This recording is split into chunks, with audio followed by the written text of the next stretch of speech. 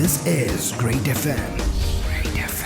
The age of mental health and well-being, that is pretty much what we're in right now. It's a direct result of the digital age, many say, because, information overload, heightened awareness, and of course, many other crucial factors have led to an emphasis on well-being and positive mental health like never before. A tide that's also washed over the nature of the workplace as well. Hi, everyone. Ahalya here on Great FM, Great HR's official podcast series. You're catching me on a brand new edition. And today we're going to be spotlighting employee wellness, employee well-being. Truth be told, it's always been an important function for HR. It's just the nature of it and the intensity of it that has really changed over the years, especially in the last 2 or 3, as we've all been witness to. And, a lot of it can actually be penned down to the fact that employee well-being is actually the core of HR, if you think about it. And, as things have changed, the ideas of what employee well-being entails have changed as well. And that's pretty much worth exploring, right? So let's do that now with the help of Sanjeeb Lahiri, CHRO GRP Group. So welcome, Sanjeeb. How are you? Hi, Leah. Pleasure. I'm good. Thanks. And you? I'm doing really well, Sanjeev, and really excited to get into this because we do talk about, positive mental health, holistic well-being a lot these days. But I really want to understand how that tangibly factors into the workplace. And I think you could offer, great insights on that. So let me start you off with a simple one, just to begin with. In 22, what does employee well-being really refer to, and what would make you look at a place and say, okay, this organization has nabbed employee wellness? Well, you know what? In cricket, it is like those West Indian first fast bowlers, right? On Uh-huh. the West Indian pitch. And that's what your question comes in, particularly the second one. No, jokes apart. See, so basically, I mean, you said it while you were actually introducing the topic. Well-being in 2022, I think we have all understood and learned this entire juggernaut. Mm-hmm. But what it means today, I think to most of us, to most of people, professionals, it is going to be about the holistic well-being of a person, not Right. necessarily only on physical or only emotional. Well, there have been a lot of jargons floated around, but I think it's talking about the the holistic well-being of a person. Does a person feel happy, contented? Does a person feel that I mean the person is able to bring him or her or whatever to in their full self? I think that is what we are all aiming at. The other quick point is that now what factors will actually convince. Now it is really this depends upon what an organization values in earlier, because Mm-hmm. end of the day, when I walk into an organization, I feel the vibe that will tell me, yes, this organization is in some form has done some work or doing some work of it. It is for me, it is very difficult to actually say. But Right. if the business parameters say that people are coming back to work, people are productive, attrition is within control, people are not falling sick or reporting sick regularly, Mm-hmm. the the personal interactions at workplace are very much within the way it should be. I think the organization would have done a good job. Okay, so you've given us a couple of factors to definitely look out for, some uniform ones that can be used across the board. But also, I find it interesting that you say that it's important to understand the priority of the organization and then measure employee wellness according to that. Is that right? True. Yes. Okay, fantastic. And, like I said in the beginning, employee wellness and this idea of it has really taken center stage over the past 2.5 years, given the COVID-19 pandemic. What are some of the most relevant or important well-being, wellness trends that came out of that pandemic that you think should stay for years to come? The first and foremost, the thing that we all understood, that we are all humans at the first place. Mm-hmm. We are not robots available at whatever time that we need to be available. Yeah. uh, I think that has been the greatest learning during this entire exercise across the world. The importance of the person Hmm. behind the title. I think that Right. has come that's come up in big way, and I'm sure it is going to continue. The great resignation, opportunity, whatever we say, the lot Mm-hmm. of reshuffling happening at the workplace. I think all of these indicate to that trend. Uh, uh, the other point is, uh, and here I will talk more from the leadership context, Mm-hmm. because I think I think two happens two things happened here.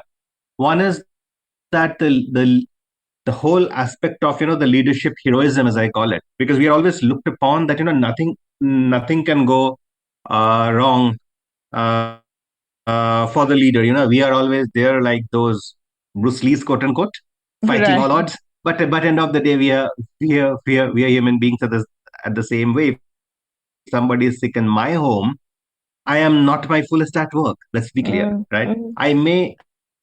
I may, as a leader, I may also need help. So the first thing is for overall to understand the human side of leaders came out, and also leaders knew when they had to ask for help. So basically, the vulnerability quotient also probably came up. I think these are a couple of the human behaviors that we have seen very, very, coming up. I mean very well coming up during the pandemic, and I'm Yeah. sure we are all now building upon those, because end of the day, the H in HR, or the human factor in business, definitely has Mm. taken a much bigger stage than it was earlier. Yeah, absolutely. I think we've all been witness to that. Also, accepting that for ourselves. I think a lot of us used to treat ourselves like we were those robots, and sort of accepting humanity has been a big learning that we can definitely see taking, being important in business as well now. And speaking of, I want to sort of shift the gears and talk about the HR professional themselves. What are, say, top five behaviors that HR professionals need to master or imbibe in order to be, more sensitive to the needs of employee well-being? How does an HR professional sort of calibrate themselves to that? Well, a very important question, definitely for all people professionals. So thank you for asking me that earlier. Hmm. Hmm. Once again, I'm a practitioner and I'm a learner. So whatever I think, I will just share my thoughts. Yeah. Uh, However, while I get in here, I will just want to maybe correct or redefine a myth. We Okay. always think that anything related to employees, like employee well-being, is an HR's deliverable, and here I would differ completely. It Right. is definite. It is the organization's deliverable. It is the business's deliverable, Mm-hmm. not essentially an HR professional. Yes, we are the people who probably talk about it. We probably, maybe are a little better equipped Mm-hmm. about it, but that does not say that, okay, we are carrying the mountains. We're saying this, the top five, I think the first point that all people professionals, and that is what makes us people professionals, Mm-hmm. is our connect with the employees, is our connect with our people around, not only with the employees. I mean, the moment I say employees, we always tend to feel it is our peers, subordinates, and teams below. We forget the people who sit in some cabins and spend their day alone. Mm-hmm. I'm talking of the leadership teams. So it is probably the first thing that all people professional must have is basically a very strong connect with the people Right. around. Right. Second, being sensitive to the situation, because whenever we come across situations of wellness, a person being, say, reporting sick, or the person not feeling well, quote unquote, uh, we tend to we tend to immediately kind of get into a problem solving mode, if I may, a firefighting Mm-hmm. mode straight away. Yeah. Mm-hmm. Mm-hmm. I think it is more important to be sensitive to that situation, staying calm, being able to handle that situation, being emotionally mature ourselves, is, I think, point number two that I would leave all of us with. Mm-hmm. The third point, and here I want to, it may be an extension of point two which I just said, but they link the situation from the person. If somebody is reporting sick, say, frequently, or if somebody is raising a concern frequently, if somebody has a change in behavior frequently, we Mm-hmm. immediately tend to brand the person. We look at the person, but I think what is important is to just look at the situation, the triggers of the situation, so on and so forth. The Right. person the person may not themselves be able to do that. I think Mm-hmm. that is where our own, our own emotional maturity and the way of handling these things comes up. uh, we tend to always copy Mm-hmm. the best practices. Now something worked with Yeah, yeah, organization X may not work with us.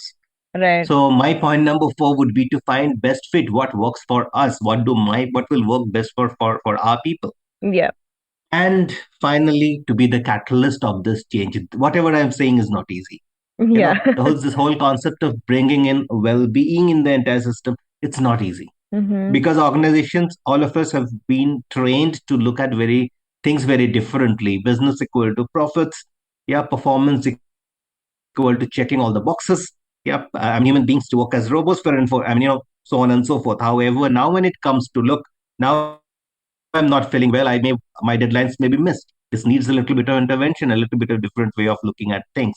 Mm-hmm. Who is going to drive this? I think this there is something we, the people professionals, can take a better lead and role. I hope I've answered you. You have answered my question in full, Sanjeev. Thank you for that. And I think two really important takeaways. One, the whole one size fits all thing just doesn't work. It doesn't work with clothing, and it doesn't work with employee wellness either. And That's it. and yeah, and definitely the idea of sort of observation and making sure that you're in touch with your colleagues' needs, your associates' needs and requirements, and all of us sort of doing that together, which brings me actually to a thought that I had. A lot of elements at the workplace are working together all the time. Some of them are cultural elements, some of them are short term, some of them are long term. But I think, at least in my opinion, well being seems to be a more cultural element that starts from within and then, permeates outward. Do you think it can just sort of survive as a part of an agenda and nothing more, or does it have to be looked at as a long term, cultural goal for the long haul? A very pertinent question. And Alia, so if we just try to define culture, now I'm not going into the books, but to me, Hmm. culture means the summation of behaviors that I see at a workplace, the summation of experiences that I get in any workplace. For me, that's culture, not what we put on the boards or on the walls. Correct, yeah. So so if we say this, then a short answer to this question, maybe an agenda is only to start it, only to talk about it. However, it cannot survive unless it is becoming like the Delhi. I mean, that's how we work, Mm-hmm. quote unquote, in that parlance. Therefore, it has to be a part of the overall organizational culture. Otherwise, being if it continues to be an agenda for long, it will stay in an agenda and thereafter be out of the list for some time. In some time. Okay. Okay, that makes sense. Um, but what do you think? How do you think? Is it just the same things, the top five behaviors that you listed out for us before, that will help this become a more cultural shift rather than a, yearly priority? Well, here I think now who decides culture is definitely the leadership. Mm-hmm. Who drives culture once again is the leadership. We like it or we don't. Yeah. Uh, if we are not behaving the way we should behave, or we Mm-hmm. want others to behave, Mm-hmm. or whatever we have put out on the notice boards or on the walls, Yeah. then culture ends there. Mm. So basically, so whatever I just tried to tell about those 5 pointers for the people professionals, I think similar pointers for the definitely for the leadership. More importantly, is to walk the talk, and walk the talk for everybody. Definitely starts with leadership, because if we as leaders do not walk the talk, we can't expect our teams to do Yeah. that. So Yeah. walk the talk becomes very, very important. Yeah, fair enough. Fair enough. And in that vein, are there some, missteps or like grave mistakes that organizations should avoid in their attempt to cater to employee well-being? I'm guessing this is more of a game of balance and not so much extremes. Absolutely, but one particular thing where what I have seen Mm-hmm. to bring down these wellness initiatives, interventions, is where people, I mean, talking about it. And when I say talking about it, it is about this happened to person X. Mm-hmm. It You have spoiled it then. Okay. Forget it. And particularly if you're talking of, see, well-being is not only about our physical health. It's all about, maybe our emotional, our financial, and so you break it Mm-hmm. in whichever way it comes in. But end of the day, a person, like a person, and which also includes the social element to it. So say if two people had a brawl, and that talk is going, like spreading like wildfires in the organization, forget it. It's not going to happen once again. Mm-hmm. Incidentally, people are going to have more brawls and stay silent about it, and you will have more gossip mills running. Right. I think So that's I probably that roots from a culture of respect. I mean, if you respect people, you're probably Absolutely not going to behave that way at all. true. Yeah, right. And so any other missteps that you'd like to shine a light on? Anything else that you think, employee, I mean, maybe even on the HR side, things that HR should caution themselves against in order to, you know. More often than not, we get into this rigmarole. Mm-hmm. Uh, uh, but I think people are getting more aware first and foremost. Uh, HR as a function, or maybe we as I mean, we have a habit of just copy pasting. Let us stop that. Mm-hmm. And more importantly, it is also important. It is important for us to also walk the talk. Walk the Uh, talk, right? Okay. Fair enough, fair enough. No, because I mean, that is undisputable. I think, like in my past conversations as well, with so many wonderful HR professionals right now, leaders in the field, it seems pretty obvious the link between the health of a leadership team and the work of the HR team within that organization. I think there's like a very direct link between those two things. True. Yeah. And speaking of, could you also talk to us a little bit about the link between employee wellness and inclusivity in a workplace? Do you think those two priorities work together or should work together? See, absolutely, it doesn't. So if you're not inclusive, and by Mm-hmm. by inclusivity, I don't necessarily mean gender. I mean all kind of diversity that you can think of. Let me give an example. So say if somebody, I don't want to take names of communities, but Right. okay, let me refrain from that. So basically, a person who speaks a language, I mean, who is say from one any particular community, gets into Mm-hmm. an organization or gets into a team where there is a commonality of people, but this person is different. It may be a language, it may be cult, it may be their own outfit, whatever you say. Mm-hmm. Now, if this person is always being looked upon, frowned upon, not included, and language plays a very important role. That's why we have the business common languages, right? So, Mm-hmm. if, say, for example, I can only understand English and Hindi. However, I'm in a place uh, where the conversations around me, even informal discussions, is happening in a very different Mm-hmm. language, or in language that I don't speak or understand. However, I am a part of that. I think inclusivity starts from there. Right. It is Yeah. Yeah. it, Absolutely. it is not about it has nothing to do with, or rather it has a lot to do, but it has, I mean, once we use this word, we cannot always be looking at the specific needs of genders or specific needs of I mean few other people, or people who may be a little I mean differently abled, and so on and so forth. Am I being able to include Mm-hmm. in my own work life somebody who is not like me? I think inclusivity there, and therefore Mm. it is a very, very integral part of overall well-being of an organization. If you have to categorize it, it very clearly falls into that, to the social aspect of well-being, which has a huge impact on the emotional part of it, Of thereby to course, yeah. physical. Yeah, of course. Everything is very, very connected. Absolutely. And I think I want to wrap this conversation with I'm being a little selfish here because I want to know if you've come across some really cool initiative. But what is the most interesting or innovative employee wellness initiative that you've come across in recent times? I always get really giddy when I hear about these cool things. Okay. First and foremost, in our organization, what we follow is the power nap session. So 1:40 till 2 o'clock. at the corporate office, lights are switched off, and people have been trained to take these power naps. Oh my Uh, God, you're being yeah, serious. You you are. actually give everybody 20 minutes in the day to just sleep? Yes, we do. Oh my God, And that sounds like a and dream. and if people think they're too important to have a call at that point in time, they're actually saying, whosoever the person is, even if I need to take a call, I have to go outside the office. Wow. Yeah, because you can't disturb anybody during the power nap, Because, of of course. course, no, I should Yeah. not. Yeah, Yeah. yeah. That would lead to So those this is brawls you were talking about for sure.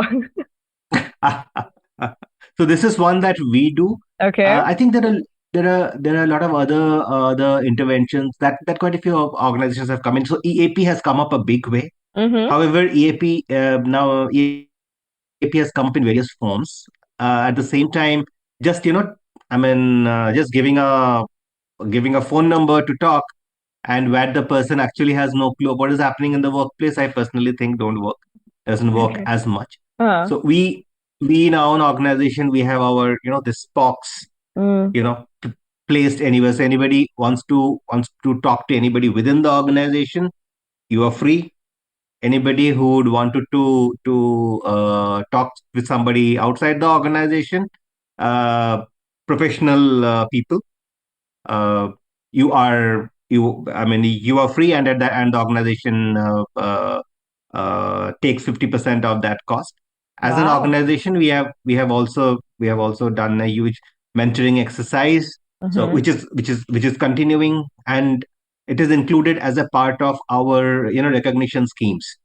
So Okay. spend a day with a leader, you know few of these kind of things actually breaks these barriers, makes things much open, helps the leaders also to understand perspective of the people who are outside the room, and I'm sure these are going to help.